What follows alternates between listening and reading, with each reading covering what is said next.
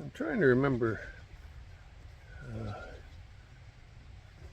and I can't, exactly when Frank and I, my best friend Frank, and I met. We were freshmen in high school. I know that because we went to different elementary schools. But uh, in high school, they had a weird thing going on where we went to high school where they separated the class uh, into aptitude, based on your entrance exam. And so Frank was, if I'm not mistaken, Frank was in the A class and I was in the C class. So, oddly, uh, probably a half a year went by before he and I spent any time together talking. And that mainly happened uh, freshman year baseball practice. Baseball practice would have started in March. Uh, and I remember it wasn't long after practice starting that he and I were playing catch every day at practice to warm up. And then we just, learned about each other. Learned that we had mutual interest in bowling. Uh, we just hit it off. He was quiet and shy. I was quiet and shy. He had a hell of a sense of humor. They say I did. I guess so. Yeah, and from that moment on, for over 50 years, he was my best friend. uh, there was no way to know his viewpoint on uh, economics and capitalism early on. It wasn't until we entered college that I started to get some idea of where his head was at regarding making money. It was in college that I first started to notice a change in my friend, or maybe he's always been that way. I hadn't noticed. But Frank took a declared philosophy as his major.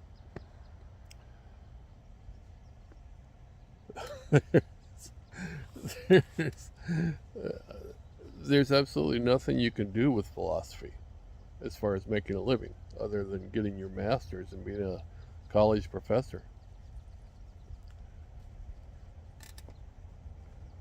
And I talked to him about that one day. I said, "What is your plan? Why are you taking philosophy?" And he said, "I'm in college to learn different things." And I said, "But what about making a living after college?" I said, "What what are you going to do to, as far as getting a nice home and getting a nice car and making a decent living, making a bunch of money?" And he said, "That's not my point. That's not my goal. My goal is not to own a home. I don't want to own a home. I don't want to own a nice car, and I don't want a bunch of money." He said, "With every possession that I would gain, a new set of problems would arise." And he said, "I would have to work harder and more hours to pay for those things and to upkeep those things." And he said, "I don't want that." Another time in the student union building, he said, our favorite meal was macaroni and cheese with fries. They had the best fries at the student union building. And we would go there at night, 10, 11 o'clock at night. We'd have our grilled cheese sandwich, and we'd talk about things.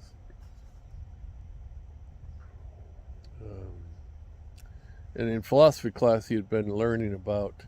Here, let me show you what I'm looking at while we talk. In philosophy class, he would talk about Taoism. He had learned about Taoism.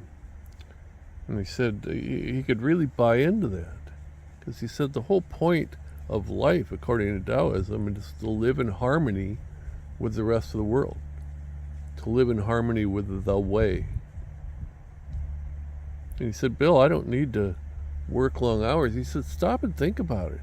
He said, "People work for 30, 40 years so that they gain enough money to live in retirement for about 10 years, and then the average American dies." So you work for 40 years to live 10 and then die. He said it doesn't make any sense to me. He said, I'm going to work just enough so that I can pay for my necessities, and then I'm going to spend the rest of my time enjoying life. He said, I can work part-time, 20 hours a week, in order to pay for my food and some apartment somewhere. And then I can have fun the rest of the time.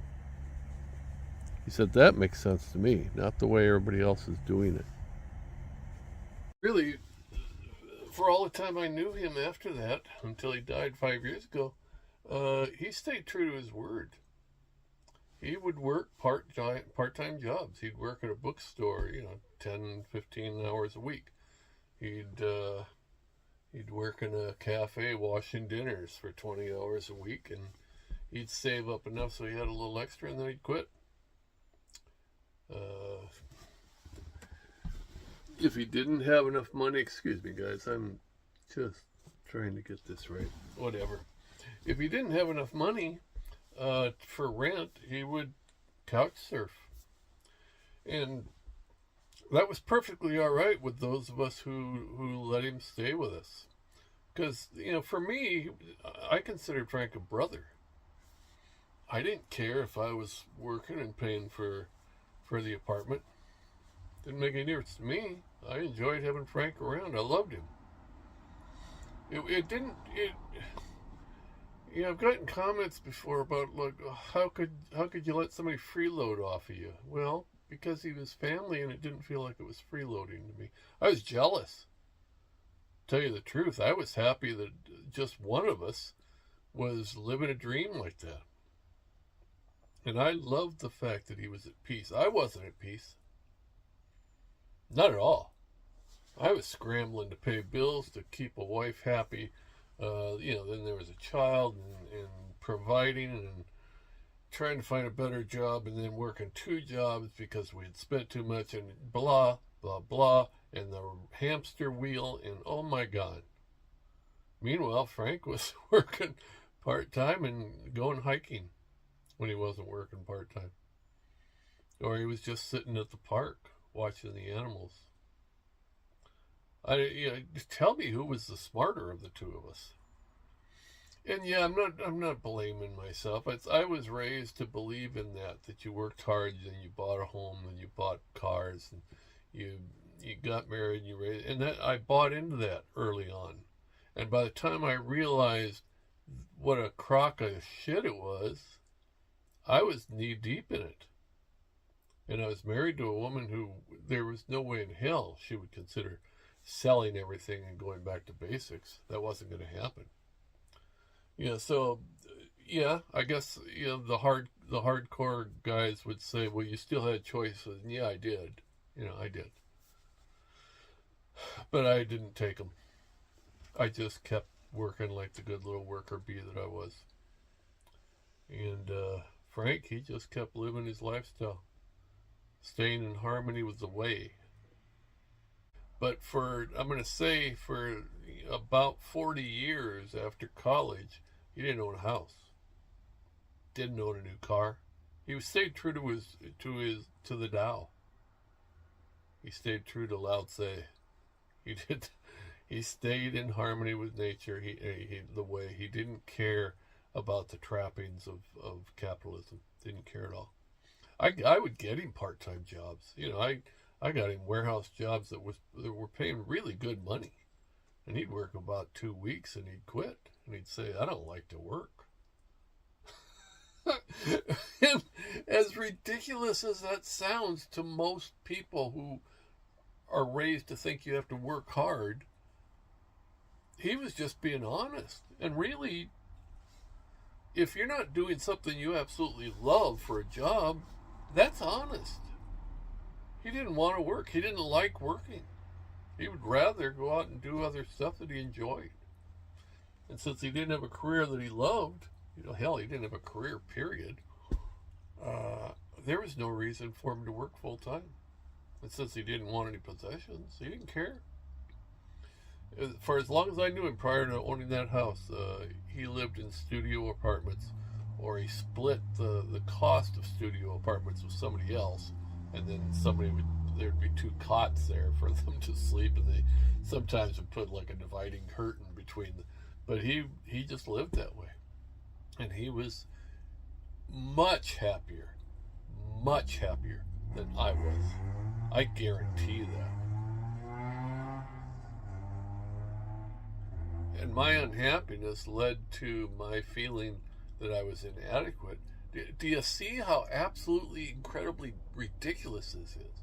I felt inadequate because I couldn't earn enough money to what? I don't know. I don't know. Anyway, Frank, I finally clued in. I clued in. Frank has been dead 5 years now. In fact, it was 5 years ago this month that I went to see him for the last time. But prior to that, we had reconnected about 4 years prior to that. And it was reconnecting with Frank down in Ashland where he was living and seeing how happy he was and hearing about the years that I hadn't been around him and how he stayed true and continued to work part-time jobs, part-time job as a bookkeeper, part-time job as a receptionist, whatever. He didn't care. He didn't care. Part-time job. That I began to think, you know what? I've got to get my shit together. Enough's enough, Bill. You're running out of time to enjoy life. And so that put the seed in my mind, and then Bev planted the seed when she said she wanted to walk the Pacific Crest Trail, or hike the Pacific Crest Trail. And then I was all in. And I'm still all in. We've been back for a year now, and I'm living in a trailer. There is no way in hell I want to buy anything of any importance. But I'm fine. I have no real clue what I'm going to do every morning when I get up, but I stay busy and I enjoy every day. Every day. I love my life now. I would not say that 10 years ago. I did not love my life. I was tired. And I was tired of being unhappy, and I was tired of feeling unfulfilled. So, my buddy Frank, if you've never read Lao Tzu's book, I think it's, Tao Zi Ching. I don't know how to pronounce it. Lao Tzu, last name is Tzu. Read it. Read the English translation. Read Walden by Thoreau. Men living lives of desperate, or men silently living lives of quiet desperation, or something like that. Men living lives of quiet desperation. That's it. There's a lot of them out there. Sick to death. They're tired of working. They're working jobs that have no end game. There's no fulfillment whatsoever. They just keep doing it because they've gotten themselves on that hamster wheel, going round and round and round and round and round. There's no way out. Read those two books. And read the Tao of Pooh by Benjamin Hoff. If you're interested in Taoism at all, I think it's worth at least planting the seed in your brain. All right, my best buddy Frank.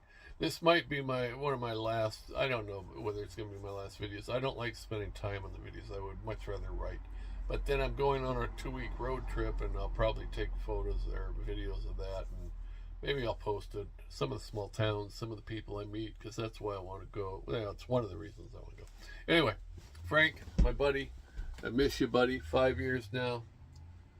I feel cheated, but then everybody does with the death of a loved one. All right, thanks for watching.